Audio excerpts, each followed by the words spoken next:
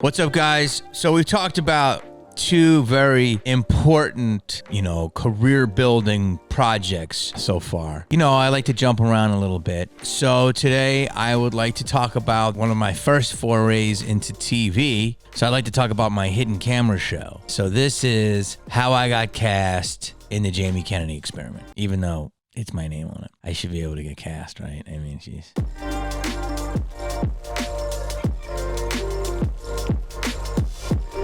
I'll just try to take you through it. I started as a extra and a stand-up comedian, and then I was just trying to figure out how to get work and an agent and stuff. And then I started doing improv. I had heroes for different avenues of art, and one of my biggest heroes was Mike Myers. Love Mike Myers. He, was obviously just murdering it every week on SNL. So I really didn't know, that was always an exciting thing. I had no idea, but I thought SNL and me could be interesting. I had no idea how to get on there or whatever. So I started doing improv. And at that time in LA, there's a paper you could buy in LA in the late 80s, early 90s. It's called the Drama Log. And in the back, they had, job listings for all types of stuff, and basically non-union things. Regional theater, catering jobs, singing telegram, flower deliveries, any job that does with what we're trying to do. So we get this paper, the Drama Log. I needed to figure out how to start figuring out how to do stuff. And, you can't just stuff envelopes all day and try to get an agent and not know anything, or you wait. You can't just wait. You go crazy. I got a job pretty early on in my career, like with less than a year in an improv troupe. And I actually was making like $25 a show. So that's actually pretty good money. I was just lucky. A guy started his group, showed me the games. I jumped into the games. I took to it very quickly, gave me a hat, a different character voice would come out, a different hat, and he just loved me. And I got a job as an improver, and it was great. We had it for about 6 months, and then they got disbanded. The school stopped paying, so boom, it was out. This is a big crossroads for me. So at the time, Mike Myers came from Second City, and that's where I saw Mike Myers. And there was one in, I think, Canada, and there's a huge one in Chicago. And there was one here in Santa Monica. I went down there, and they were closing. This is like divine intervention, right? They were closing. But I kept hearing about this big one, another big one called The Groundlings. And so The Groundlings was on Melrose, and it was like this big to do. I go in, and I meet. I don't know the exact prices, so don't quote me on this. But they're basically like, okay, well, what you do is you start in your basic class, and you and it's $225 for this week, and then after that, it's $250 for this week, and I'm like, you do freeze tag? And they're like, yeah. And I'm like, hand me a hat, and they're like, yeah. I'm like, no, the game's like, yeah. And I'm like, I've already been accepted to 3 improv troupes, and I'm already a professional, like making money as an improver with no training. So they're like, yeah, this is the way it is. Take it or leave it. It was kind of expensive. I was broke, and I'm like, why do I have to pay? If I did like 6 characters and then people loved it, I'm like, if I'm doing this English, good morning to you, how are you, sir? Good to see you. Oh, I've heard about that WAP. Have you heard about that WAP? It's a wet ass. I cannot say it, but it was better than the DOP. Anyway, I just did a bunch of characters, and I'm thinking, why do I have to pay? I know I can do more characters than this dude that's 3 classes ahead just because I have to pay. And it kind of rubbed me the wrong way. But really I was broke. I could have put my ego in check too, but I was really broke. But I was also just questioning it. Like, if you think you can audition for something, you should be able to audition for it. That was my opinion. But what do I know? I'm back at the Drama Log. I'm like, do I want to pay? Do I want to pay? And then I was thinking about how to get on SNL. And I was like, well, Eddie Murphy, stand-up comic. Steve Martin, like, was always on there, stand-up comic. Dennis Miller, stand-up comic. Norm, stand-up comic. All these, Adam Sandler, stand-up comic. Janine, stand-up comic. Spade, stand-up comic. So I was like, maybe I can just figure this out, right? So long story short, I was working at ABC. I was delivering coffee every day. That was my job. I delivered huge vats of coffee to different soap operas. So, and I had this guy that I used to work in the kitchen with. He's like, did you ever think about doing comedy? I'm like, well, I just did improv, but it closed in the other place. And he goes, no, you should try stand-up. Go to the Drama Log, and I look. I started discovering something called an open mic. You just sign up. You can just sign up, put your name in a hat. Boom, you get a slot. Bam. But basically, that was my entree into stand-up comedy. Everywhere I could get up, every coffee house, any spot I could get up at 1:40 a.m. at the Improv. They had multiple clubs. Any Tony Romas, you might get $25. Through that, basically built up a bunch of characters. I went to SNL, got flown to New York, auditioned, had to, I thought I had a pretty good set. Chris Farley was there. He was amazing. Lauren Michaels, basically, I didn't get it. But I auditioned in a club in New York. Molly Shannon auditioned the same year. And I said, did you get it? And she's like, I don't know. And then I saw her, we talked, and like a week later, I'm like, did you get it? And I was like, I didn't get it. She's like, I didn't either. And then the next year she went back. So it just shows you how, these things can happen. Fast forward to, I'm getting work. Let's say it's 2000. My agents basically at CAA said you should do TV. Whatever, you started as stand-up, then you graduated to a TV star, then you graduated to a movie star, and then you never look back. That was the world. It's different now.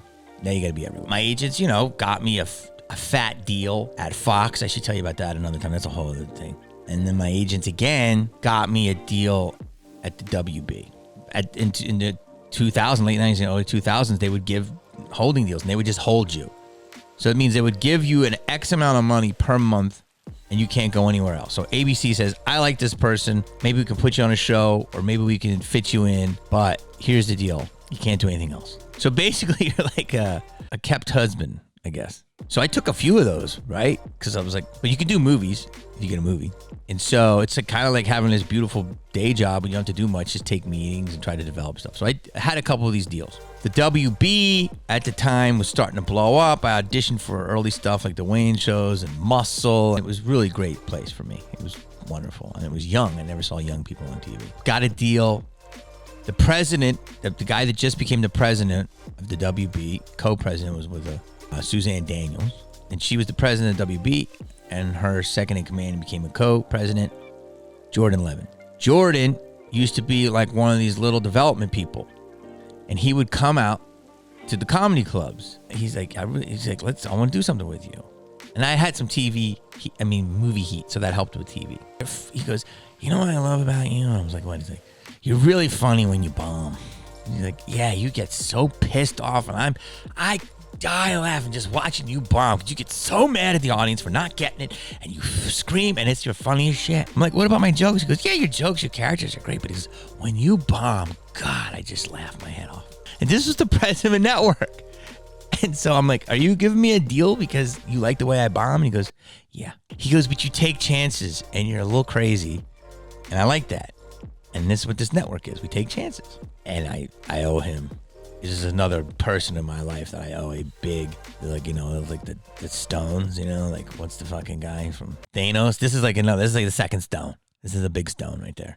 But you have to understand, this is a time when they were throwing money, just throwing money at everybody. They were having Buffy, they had Angels spinoff, they just got Dawson's Creek pop, that was already popping. So he's like, I'm gonna give you a deal, and it was very good money. And he's like, I want you to be the utility player of the network. I'm gonna plug you in to anything I need. And I was like, that's awesome. I knew that I had to become a brand. And if you become a name, you can just get on. And then if you want to find your little indie drama, about a heroin needle that's gluten-free or whatever, you can get it made. The WB had this feeling of like the new MTV. It was all like young, 22-year-olds. The WB had its own ranch right over here in Burbank, and they shot a lot of shows right on it. So Jordan's like, yo, this is the first thing I want you to do is I want you to be a reporter. And they were having something called WB interstitials. So I would go and I would interview like Mario Lopez on the set of other TV shows,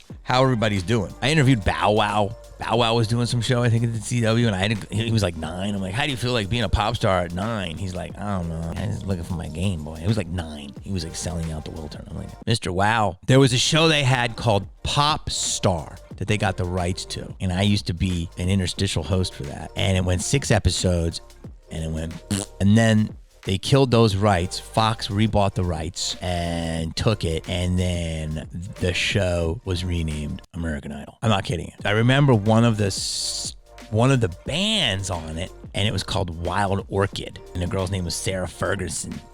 And I'm like, oh man, that's the girl. Sarah, how are you doing? She's like, oh, I'm trying to get this group Wild Orchid. She's like, that's gonna fall. And that eventually became Fergie. So like there was a lot of people that came out of this era and in these little music shows. Now what the hell does that have to do with JKX? Well, it's a lot of backstory. Basically, I was on the WB and I was getting a lot of love. and I would just do whatever they needed, and they were very sweet to me. And they said, what kind of show do you want to do? And I said, I want to do something like SNL, but I love Hidden Camera, Candid Camera, which raised me. Then in the late 80s on Fox, Totally Hidden Video, I actually was a PA on that for 2 days. There was another MTV show called Buzzkill, which Dave Sheridan did, which was really funny. He's like, well, what do you want to do? I said, I want to take my characters and I want to put them in the real world. I wanted to go deep undercover, and I wanted to see if I could convince people that I was real as this character. I meet with another producer who was always a fan of mine, and he was really nice. This guy, I met him back in the day when I was really struggling, and he gave me jobs, and he just always thought I was funny. He's an English guy, and he was always like, Jamie, you're so crazy. I used to meet him at ABC all the time, and he would say, you're so crazy. He was like head of alternative programming and stuff, and he was one of the early people I met for one of my deals. He had gotten the rights to a game show in England, and then he brought that game show over here. And then it blew up. And the game show was Who Wants to Become a Millionaire? His name is Michael Davies. Wonderful man. Long story short, the WB decides we got to figure out how to do this. And so they extended it. And I was on a month-by-month extension after a year. So this was like a year. He goes, I want you to meet these guys. It was like my last month of the deal. I think they could be up your alley. They created a show called Mad TV. And I love Mad TV. I auditioned for it twice. I didn't get it. I actually auditioned for one of the guys. And I'm like, bring them in. So I sat with them, and they come in. They go, so the show's called The Jamie Kennedy Experiment. And I said, done. Like that. Like I had told them all the stuff I wanted to do. And then they said that title to me. Fucking done. Like it was incredible, right? Jordan's like, we got to figure out, we got to develop the show. We don't know what the show is yet. So one of the things they did was you have something called the upfronts in TV. Now, upfronts are where a network goes and they display all their shows for next year. And they go to New York City and they rent out a huge ballroom and have 1,000 critics and 1,000 advertisers from anything from Clorox to fucking, Pet Chow or whatever. And basically they say, hey, give us $500 million and these are the shows we're going to make. We believe the ratings are going to be so good that you buy this advertising now and then you're going to love it. Get in now because it's going to be more expensive next year. So they try to cut deals. So basically, when we get money from networks, they got to go to fucking advertisers to get the money to pay us. It's fascinating how it all works. So at the networks, they had all these advertisers. And Jordan said, I really want to spice up the advertisers this year. He goes, you got to do something. Why don't you do because I told him I wanted to do something with Hidden Camera. He goes, why don't you play a joke on one of these advertisers? Long story short is we set up a Hidden Camera. We had me playing this young executive. Jordan was the president, but the CEO of the WB, I was like his nephew. The guy's name was Jamie Kellner. He started the WB, and I was like his distraught nephew. And he's like, look, these advertisers are going to come in. Just listen to Jamie Kellner's nephew. He wants to pitch you some ideas. Just do it.